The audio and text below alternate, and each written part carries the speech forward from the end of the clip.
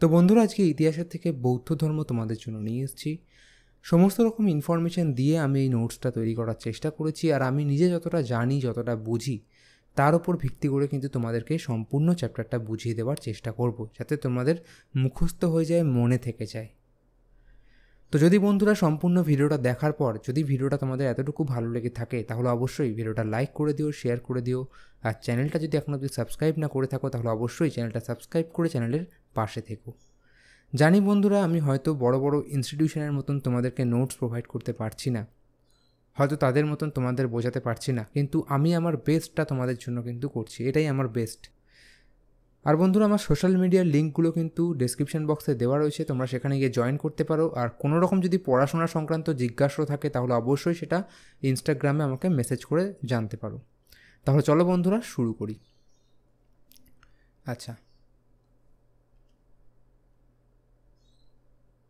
আচ্ছা দেখো, বৌদ্ধ ধর্ম বিকাশের কারণ।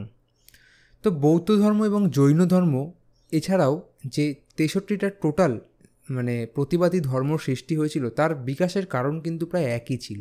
তো জৈন ধর্মে কিন্তু আমি কারণগুলো ডিটেলসে বলে দিয়েছি, তোমরা ওই ভিডিওটা যদি এখন অবধি না দেখে থাকো, তাহলে অবশ্যই এই ভিডিওটা দেখে ওটা দেখে নেবে, ঠিক আছে? একই ছিল কারণ। তবু বন্ধুরা, 4টে পয়েন্ট নিচে, সেটা হচ্ছে দেখো, বর্ণভেদ প্রথার বিরোধিতা, ঠিক আছে, পুরুষতান্ত্রিক সমাজ ব্যবস্থার বিরোধিতা, বৈদিক জাতিপ্রথার কঠোরতার বিরোধিতা, অর্থাৎ বৈদিক যুগে কিন্তু আচার সর্বস্বতা, ঠিক আছে, আচার রীতি নীতি যাগ যজ্ঞ ইত্যাদি জটিল যে বিষয়গুলো ছিল, সেগুলো কিন্তু মানুষ পছন্দ করেনি, তার বিরোধিতা করেছিল। তার জন্য কি ছিল, বৌদ্ধ ধর্মের প্রতি মানুষ আকৃষ্ট হয়েছিল। আচ্ছা, গণরাজ্যের প্রতিষ্ঠাও কিন্তু একটা অন্যতম কারণ ছিল। এবার বন্ধুরা, গৌতম বুদ্ধ সম্পর্কে আমি তোমাদের বলবো। দেখো, গৌতম বুদ্ধ সম্পর্কে যত ধরনের ইনফরমেশান হয়, ততটা কিন্তু আমি কমপ্লিট করার চেষ্টা করেছি। তো গৌতম বুদ্ধের জীবনী সম্পর্কে জানার যে উপায় বা জানার যে তোমার জানতে পারা যায় যেগুলো, ঠিক আছে, এখান থেকে সেগুলো হচ্ছে দেখো, সূত্র নিকায়, সিংহলীয় ইতিবৃত্ত, মহাবংশ, দীপবংশ, জাতক, ললিত বিস্তার, বুদ্ধচরিত, লুম্বিনী স্তম্ভলিপিকার অশোকের, ঠিক আছে। তো এখানে যদি সবকটা ইনফরমেশনই দেওয়া থাকে, যে কটা আছে, ধরো সূত্রনিকায়, সিংহলীয় ইতিবৃত্ত, মহাবংশ এবং জাতক, এই 4টি অপশান দেওয়া রয়েছে। তোমরা কিন্তু অবশ্যই জাতকটাকে সিলেক্ট করবে, ঠিক আছে। গৌতম বুদ্ধ 563 খ্রিস্টপূর্বাব্দে বৈশাখী পূর্ণিমা তিথিতে নেপালের তরাই অঞ্চলে কপিলাবস্তুর লুম্বিনী উদ্যানে শাক্য নামক এক ক্ষত্রিয় বংশে জন্মগ্রহণ করেন। একটা জিনিস মনে রাখবে, গৌতম বুদ্ধের জন্ম, মৃত্যু এবং যে তোমাদের বুদ্ধত্ব লাভ, ঠিক আছে, বা পরম জ্ঞান লাভ, সেটা কিন্তু সবই বৈশাখী পূর্ণিমা তিথিতে হয়েছিল। গৌতম বুদ্ধের পূর্ব নাম কি ছিল? সিদ্ধার্থ। এছাড়াও অন্যান্য যে নামগুলো ছিল, সেগুলো ছিল তথাগত এবং শাক্যমুনি। গৌতম বুদ্ধের পিতা ছিলেন শুদ্ধোধন, মাতা ছিলেন মায়াদেবী, যিনি কিনা কোশল বংশীয় রাজকন্যা ছিলেন। বোঝা গেল? আচ্ছা, এক সেকেন্ড। গৌতম বুদ্ধের অর্থাৎ সিদ্ধার্থের জন্মের 7 দিনের মাথায় কিন্তু তার মা মারা যায়, অর্থাৎ মহামায়া দেবী মারা যায়, এবং সিদ্ধার্থ তার মাসি প্রজাপতি গৌতমীর কাছে লালিত পালিত হন। তখনকার দিনে কিন্তু বন্ধুরা, সন্ন্যাসী, তারপর ধরো জ্যোতিষী, এদের কিন্তু বেশ চল ছিল, ঠিক আছে, এদের বেশ প্রাধান্য ছিল। তো বন্ধুরা, এমনই এক সন্ন্যাসী বা জ্যোতিষী আমাদের সিদ্ধার্থকে দেখে তার বাবাকে বলেছিলেন যে 32টি চিহ্ন এর মধ্যে আছে, যেটি কিনা মহাপুরুষ হওয়ার যোগ্য, ঠিক আছে, 32টি চিহ্ন, এটা মনে রাখবে। তো তাই শুনে তারপর সেই জ্যোতিষী বা তোমার সন্ন্যাসী, তিনি তার বাবাকে বলেছিলেন, অর্থাৎ সিদ্ধার্থের বাবাকে বলেছিলেন যে হয় এ ছেলে অনেক বড় রাজা হবে, নয় এ ছেলে অনেক বড় ত্যাগী হবে। তো তখন সিদ্ধার্থের বাবা ভাবলো যে আমি কিনা রাজা আর আমার ছেলে কিনা ত্যাগী হবে, তো এটা তো কোনোভাবে মানা যায় না, না, এটা কিরম কথা। তার বাবা সবসময় চাইতো যে তার ছেলে যেন বড় রাজা হয়, বিশ্ববিজেতা হয়। তো তার জন্য কি করতো, সিদ্ধার্থকে মহলের বা প্রাসাদের বাইরে বেরোতে দিত না খুব একটা, ঠিক আছে, যাতে সে জানতেই না পারে পরিস্থিতির কথা। আচ্ছা, তারপর কি করলো যে তার বাবা 16 বছর বয়সেই যশোদা নামক এক কন্যার সাথে গৌতম বুদ্ধের বিবাহ দিয়ে দিল।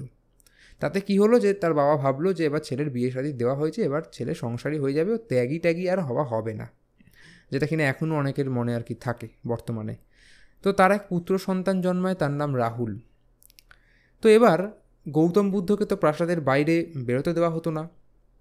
তবু গৌতম বুদ্ধ বা সিদ্ধার্থ তখন আর কি, তিনি একদিন ঠিক করলেন যে রাজ্য পরিদর্শনে বেরোবো। তো রাজ্য পরিদর্শনে বেরোনো হলো।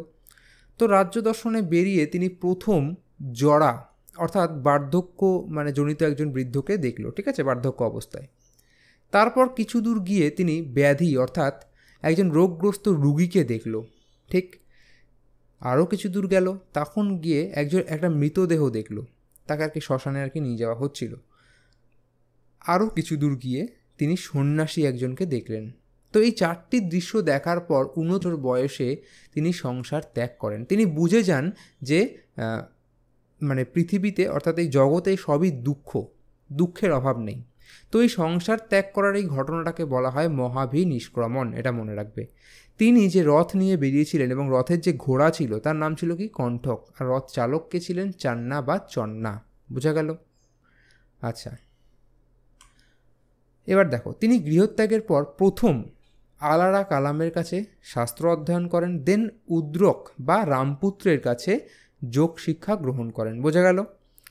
এবার দেখো, তারপর তিনি 35 বছর বয়সে, এই যে এজটা মনে রাখবে, ঠিক আছে, 35 বছর বয়সে গয়ার কাছে নৈরঞ্জনা বা নিরঞ্জনা নদীর তীরে উরুবিল্ল গ্রামে একটি অশ্বত্থ বা পিপল গাছের নিচে পরম জ্ঞান বা বোধিপ্রাপ্ত হন। এই বোধিপ্রাপ্ত হওয়ার পরই কিন্তু তার নাম হয় কি তথাগত। ঠিক আছে, বোঝা গেল? এবার দেখো, বোধিপ্রাপ্ত হয়ে তিনি পুনরায় কোশল, কপিলাবস্তু, বৈশালী রাজগৃহতে ব্যাক করে, ঠিক আছে, পদার্পণ করেন। এবং বৌদ্ধ ধর্ম কী জন্য তিনি এসেছিলেন? বৌদ্ধ ধর্ম প্রচার করার জন্য। তো বারাণসীর ঋষিপত্তনের বর্তমান যেটা সারনাথ, ঠিক আছে, সেখানে মৃগ দাভে অর্থাৎ ডিয়ার পার্ক, ঠিক আছে, প্রথম ধর্মমত প্রচার করেন তিনি। কোথায়? সারনাথ। এটা কিন্তু ইম্পর্টেন্ট।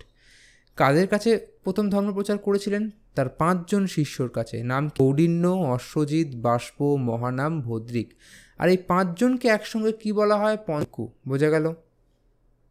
এবার দেখো, আনুমানিক 483 খ্রিস্টপূর্বাব্দে 80 বছর বয়সে মল্ল রাজ্যের রাজধানী কুশীনগরে, ঠিক আছে, মল্ল রাজ্যের রাজধানী কুশীনগরে থাকবে, ঠিক আছে, কুশীনগরে, বর্তমান যেটা কিনা উত্তরপ্রদেশের গোরক্ষপুর জেলার কাশিয়াতে গৌতম বুদ্ধের মৃত্যু ঘটে। আর এই মৃত্যুর ঘটনাটা কি? মহাপরিনির্বাণ। বোঝা গেল? এবার কিছু এক্সট্রা ইনফরমেশান দেখে নিই। যশ নামক এক জনৈক শ্রেষ্ঠীপুত্র 50 জন বৌদ্ধ সন্ন্যাসীকে নিয়ে বৌদ্ধ সংঘ স্থাপন করেন বা প্রতিষ্ঠা করেন। তাহলে কে বৌদ্ধ সংঘ স্থাপন করেছিল? উত্তর, মানে যদি প্রশ্ন আসে উত্তর কী হবে? উত্তর হবে যশ।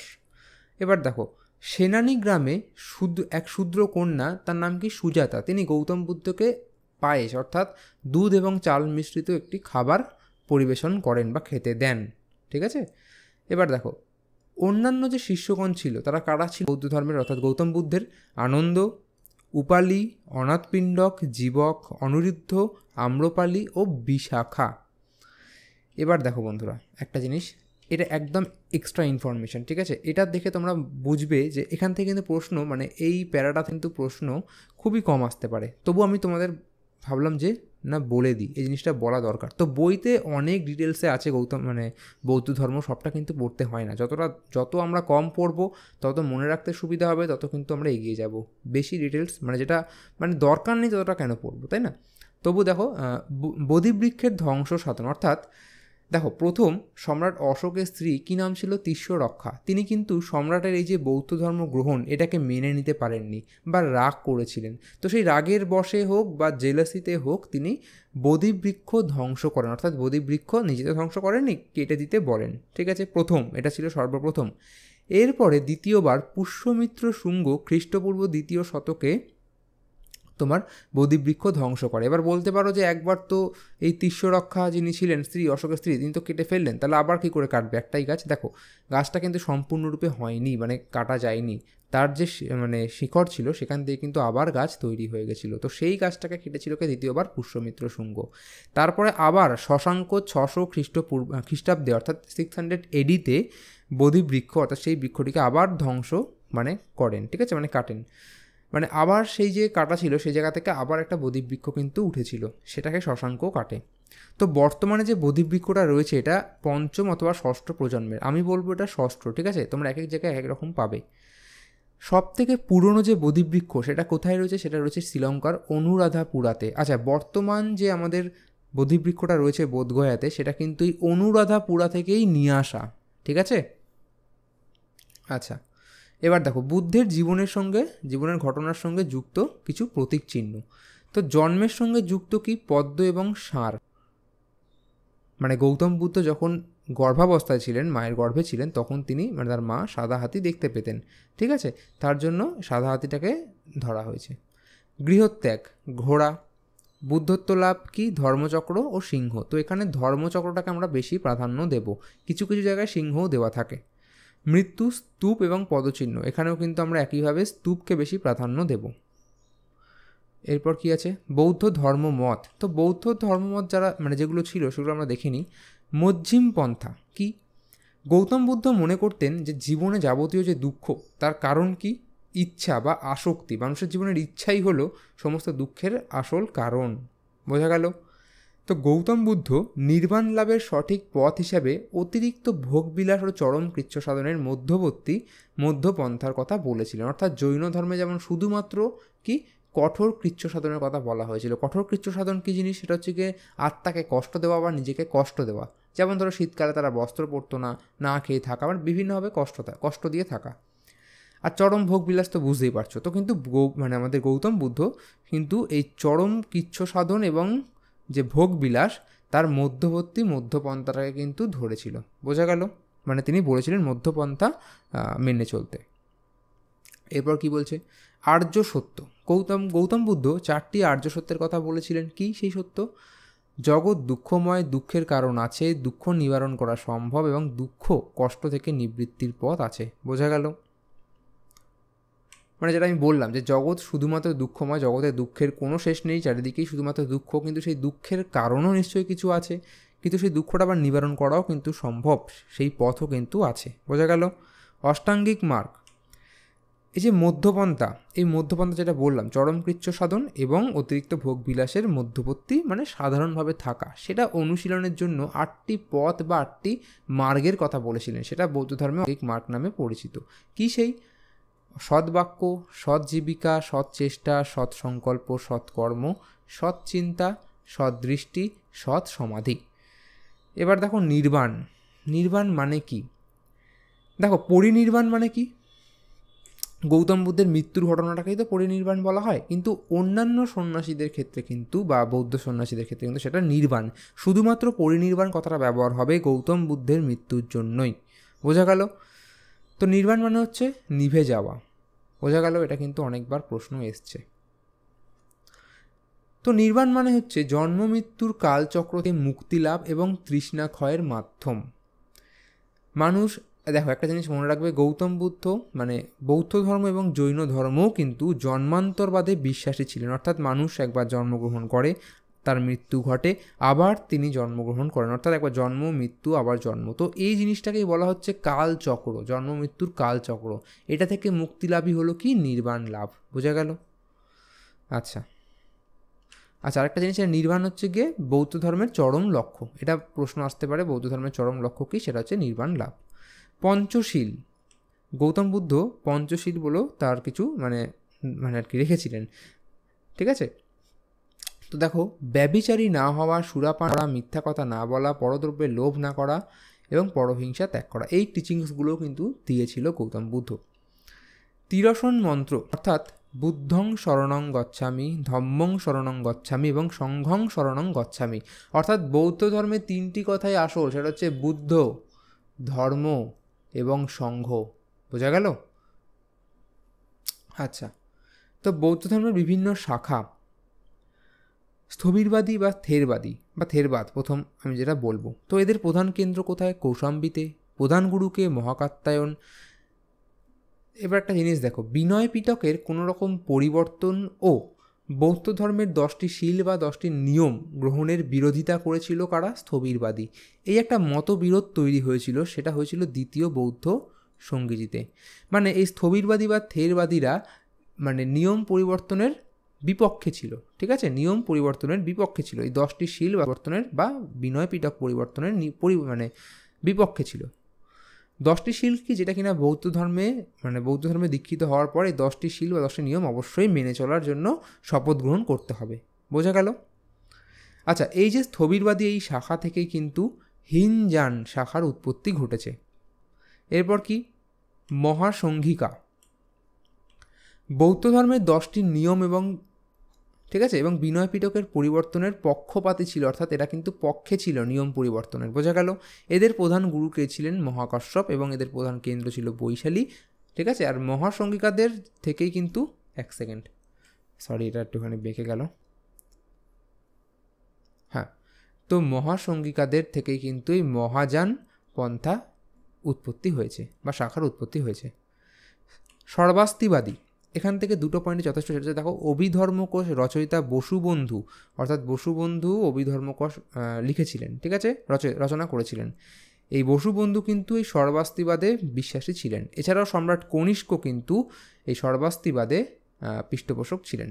একটা জিনিস বলে রাখি, কনিষ্ককে কিন্তু শেখ অশোক, ঠিক আছে, বলা হতো। এটা তোমার কাজে লাগবে, এটা আমি পরে তোমাদেরকে বলছি। আচ্ছা,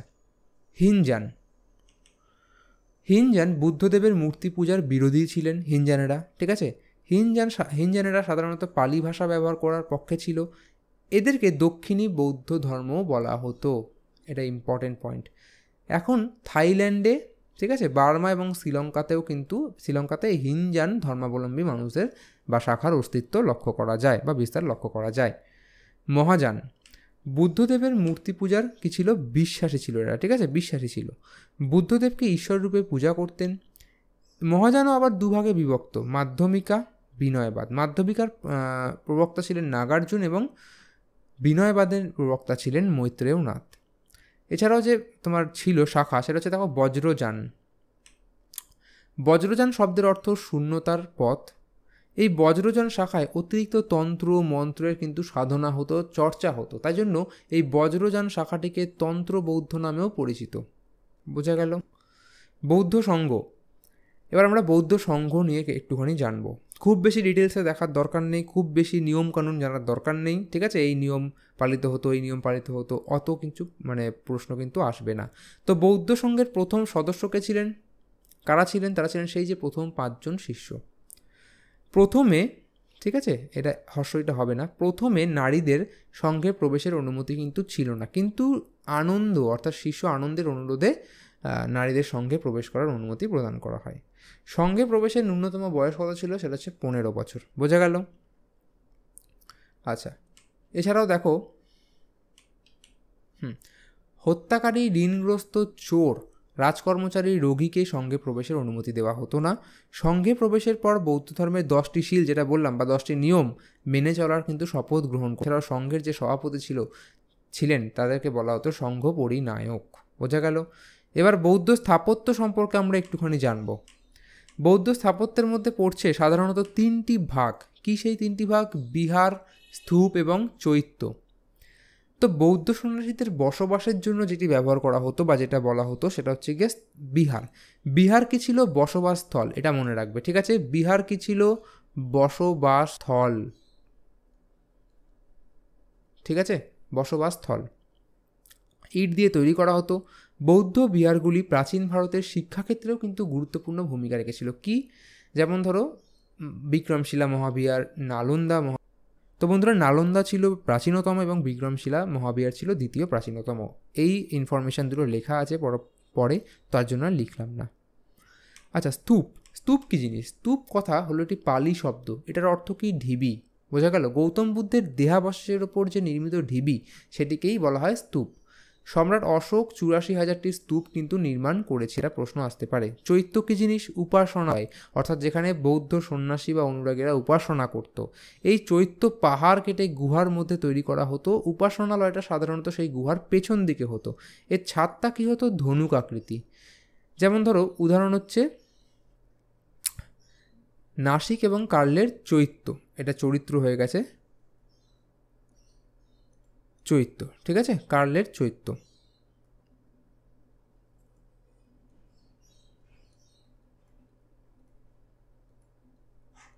ঠিক আছে, আচ্ছা,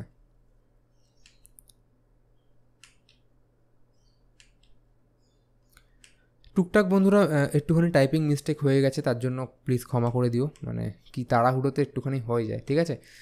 আচ্ছা, বৌদ্ধ সঙ্গীতি বা সম্মেলন সমূহ, এগুলো এবার আমরা দেখে নেব যে বৌদ্ধ সঙ্গীতিগুলো অনুষ্ঠিত হয়েছিল সেগুলো সম্পর্কে। তো 4টে বৌদ্ধ সঙ্গীতি অনুষ্ঠিত হয়েছিল, ঠিক আছে।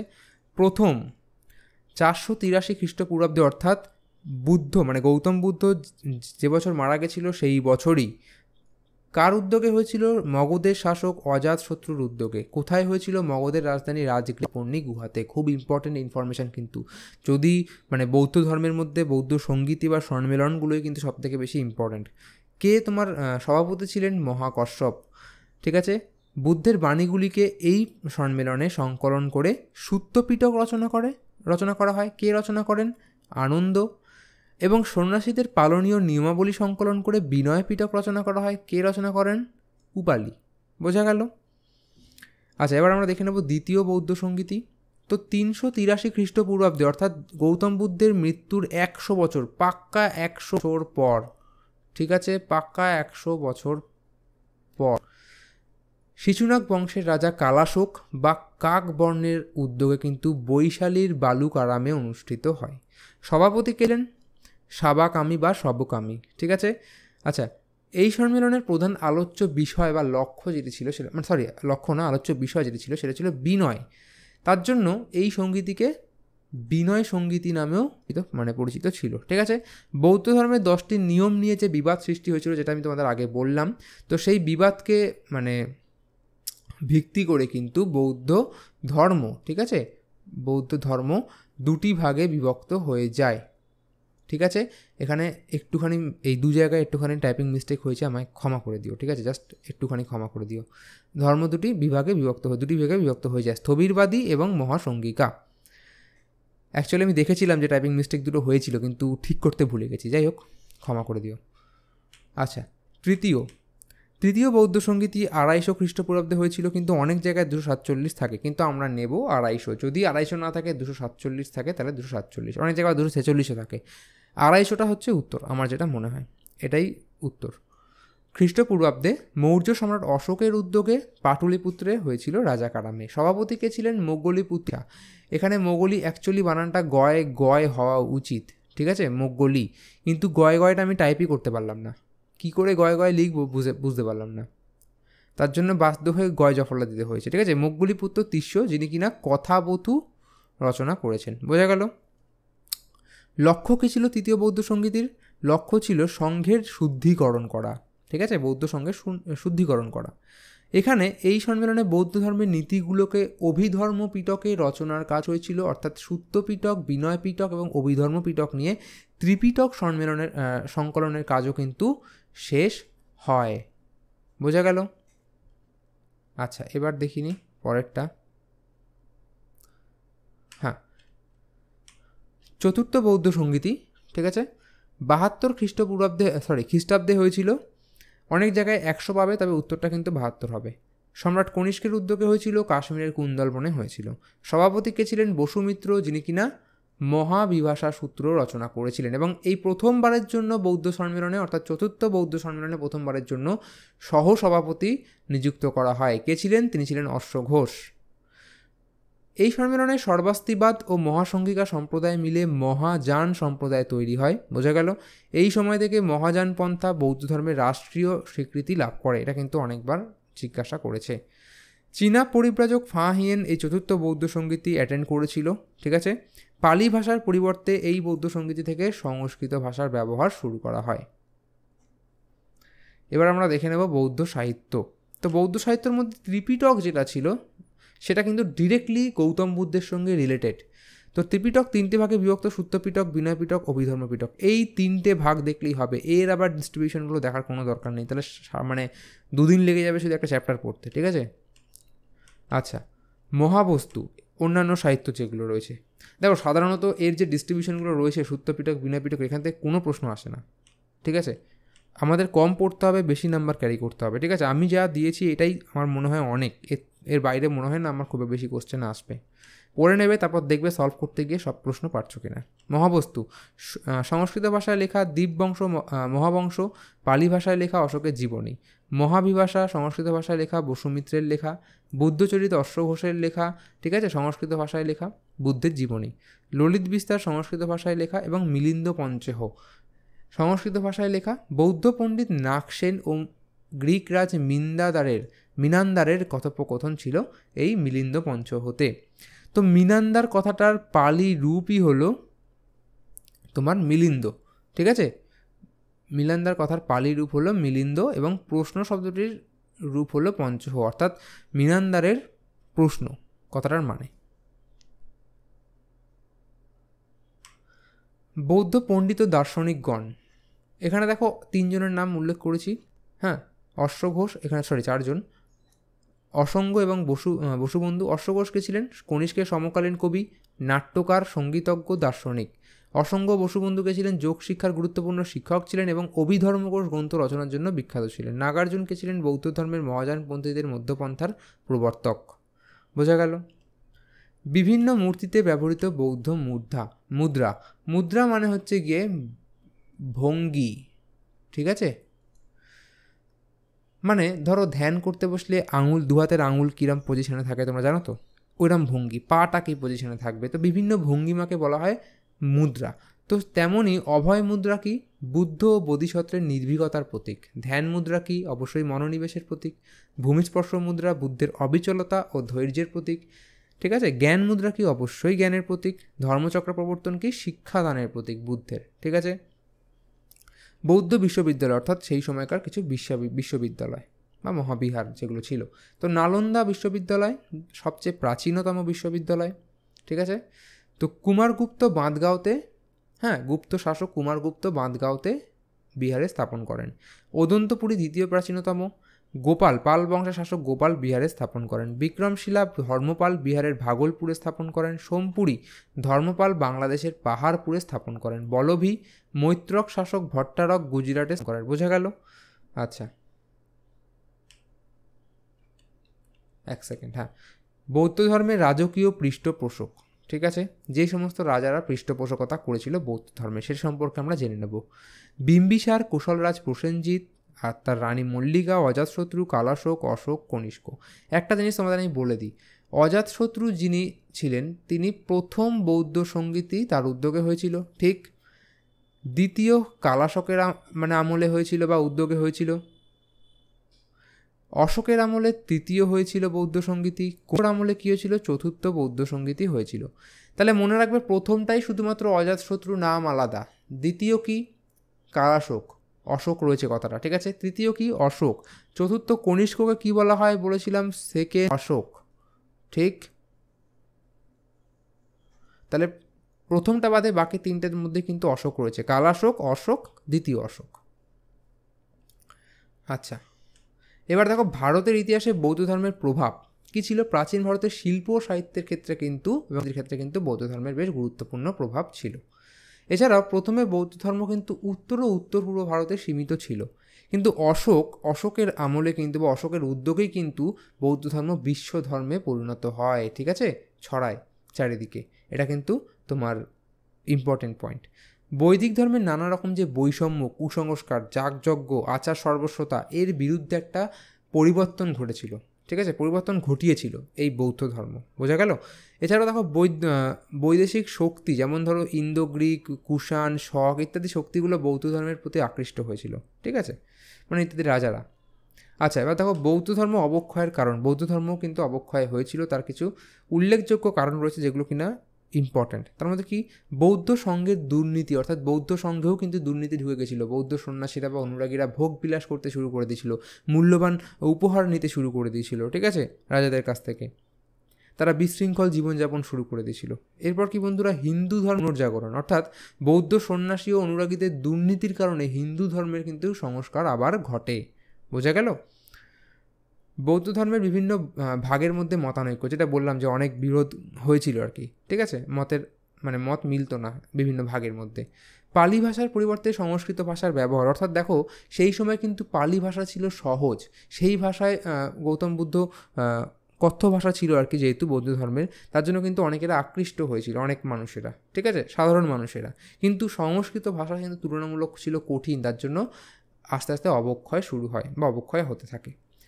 এছাড়াও দেখো বিম্বিসার, অশোক, হর্ষবর্ধনের মতো উল্লেখযোগ্য রাজাদের পৃষ্ঠপোষকতার পরে পরের দিকে কিন্তু আর কোনো রাজার আনুকূল্য পায়নি, কোনো রাজার পৃষ্ঠপোষকতা পায়নি বৌদ্ধ ধর্ম। তার জন্য ধীরে ধীরে কী হয়, অবক্ষয়ের দিকে চলে যায়, ঠিক আছে, জনপ্রিয়তা হারায়। তুর্কি আক্রমণকেও কিন্তু একটা উল্লেখযোগ্য কারণ ধরা যায়, কেননা তুর্কিরা কিন্তু অনেক বৌদ্ধ সন্ন্যাসীকে হত্যা করেছিলেন। দেখো এক সেকেন্ড, জৈন ধর্মের মধ্যে সাদৃশ্য, যাগযজ্ঞ ও আচার সর্বস্বতার মধ্যে আচার সর্বস্বতার বিরোধিতা, ঠিক আছে, এটা ছিল সাদৃশ্য। জৈন ধর্ম এবং বৌদ্ধ ধর্ম উভয় কিন্তু আচার সর্বস্বতা বা যাগযজ্ঞের বিরোধ করেছিল বৈদিক ধর্মের। ঈশ্বরের প্রতি দুজনেই রেখেছিল, জৈন ধর্ম এবং বৌদ্ধ ধর্ম উভয়ই। অহিংস নীতিতে বিশ্বাসী ছিলেন এবং উভয়ই কিন্তু জন্মান্তরবাদ ও কর্মফলবাদে বিশ্বাসী ছিলেন। বোঝা গেল? গৌতম বুদ্ধ এবং মহাবীর উভয়ই কিন্তু ছিলেন, বোঝা গেল, উভয়ই কিন্তু ক্ষত্রিয় ছিলেন। দেখো জৈন ও বৌদ্ধ ধর্মের বৈসাদৃশ্য অর্থাৎ পার্থক্য বা তুলনা। ত্রিরত্ন, জৈন ধর্মে ত্রিরত্ন কথার জ্ঞান, সৎ বিশ্বাস, সৎ আচরণ, কিন্তু বৌদ্ধ ধর্মে ত্রিরত্ন বলতে তিনটি শব্দ, বুদ্ধ, ধর্ম এবং সঙ্গ, এটাই কিন্তু আসল। ঈশ্বরের অস্তিত্বে কিন্তু জৈনরা বিশ্বাসী ছিলেন না, মানতেন না ঈশ্বর বলে কিছু আছে, কিন্তু ধর্মের মানুষেরা কিন্তু আজ্ঞেয়বাদী ছিলেন। বোঝা গেল? মোক্ষ বা নির্বাণ লাভের ক্ষেত্রে মানুষেরা কঠোর কৃচ্ছ সাধন করত, বৌদ্ধ মানুষেরা বিশ্বাসী ছিলেন। অহিংস নীতি, এক সেকেন্ড, অহিংস নীতি হচ্ছে কি, কঠোর অহিংসবাদ। বোঝা গেল? জৈন ধর্মে কিন্তু কট্টর অহিংসতাবাদ ছিল, অর্থাৎ তারা কিন্তু জড় পদার্থে বলতে গেলে কাঠ, মাটি প্রভৃতিতেও কিন্তু প্রাণ আর কি আছে বলে বিশ্বাস করতো। তার জন্য তারা কিন্তু বন্ধুরা কী ছিল, একটা জিনিস বলে রাখি এখানে, তারা কিন্তু চাষাবাদে পিছিয়ে পড়েছিল। কেন? তারা চাষ করতে গেলে যখন ধান কাটতে হয় বা ওই সময় কিন্তু অনেক পোকামাকড় মারা যায়, তার জন্য তারা সেটা মারবে না বলে পোকামাকড়, তার জন্য তারা চাষাবাদে পিছিয়ে গেছিলো। কিন্তু বৌদ্ধতা অবশ্যই অহিংসতা ছিল তাদের কাছে, পদার্থের মধ্যে কিন্তু বৌদ্ধ ধর্মের মানুষেরা অস্তিত্ব প্রাণের অস্তিত্ব অস্বীকার করেছে। জৈন ধর্ম শুধুমাত্র ভারতের মধ্যেই বিস্তার লাভ করেছে, ধর্ম ভারত এবং ভারতের বাইরেও বিস্তার লাভ করেছে। এবার বৌদ্ধ ধর্ম সম্পর্কিত গুরুত্ব কিছু তথ্য আমরা জেনে নেব, ঠিক আছে। দেখ, বুদ্ধের সর্ববৃহৎ বা বৃহত্তম মূর্তিটি রয়েছে পৃথিবীর গৌতম বুদ্ধকে লাইট অফ এশিয়া বলা ধর্মের প্রথম বিহার জেতবন বিহার। আর এই জেতবন বিহার ছিল ধনী ব্যবসায়ী অনাথ পিণ্ডকের টাকা দিয়ে তৈরি হয়েছিল, অনাথ পিণ্ডকের অর্থ সহায়তায় গৌতম বুদ্ধ তৈরি করে। ডক্টর রমিলা থাপার বৌদ্ধ ধর্মকে হিন্দু ধর্মের বলে উল্লেখ, জীবনের শেষ শিক্ষা দিয়ে আনন্দকে। যতটা ইনফরমেশন দরকার ছিল আমার মনে হয় আমি তোমাদের দিতে পেরেছি। এটার পর আর বৌদ্ধ ধর্ম সম্পর্কে তোমাদের আর কোনো ডাউট থাকবে না, ঠিক আছে। তো যদি বন্ধুরা ভিডিওটা তোমাদের ভালো লেগে থাকে তাহলে অবশ্যই ভিডিওটা লাইক করো, শেয়ার করো এবং চ্যানেলটা সাবস্ক্রাইব করে চ্যানেলের পাশে থেকো। তাহলে চলো দেখা হচ্ছে পরের ভিডিওতে। ধন্যবাদ।